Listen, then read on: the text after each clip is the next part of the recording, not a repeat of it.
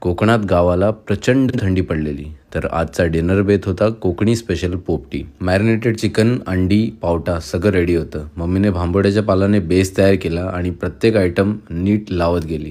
अंडी लावताना तर शिवराजने देखील मदत केली आणि आजी सगळं नीट लावते का म्हणून चेक केलं. चंद्राला साक्षी ठेवून सतीशने पोपटीचं मडकं उपडी केलं. नंतर त्यावर लाकडाचा अभिषेक केला. खूप सारा चारा आणि पेंडे टाकून त्याला आग लावली. चारा आणि पेंडा तर जळाला, पण लाकडं जायला भाव खात होती, म्हणून स्वरूप आणि प्राप्तीने मेहनत केली. सगळे आतुरतेने वाट बघत होते चिकन शिजायची. सगळ्यांच्या तोंडाला पाणी सुटलेलं. फायनली आम्ही पोपटीचं मडकं बाहेर काढलं, तेही 45 मिनिटानंतर. आता होता टेस्टिंग टाईम. मी चिकन टेस्ट करून ग्रीन सिग्नल दिलं. अंगणात केळ्याची पानं सजवली आणि मटक्याचा माल एम्प्टी केला. भुकेले आम्ही सगळे तुटूनच पडलो. तुम्ही पण या पोपटी खायला.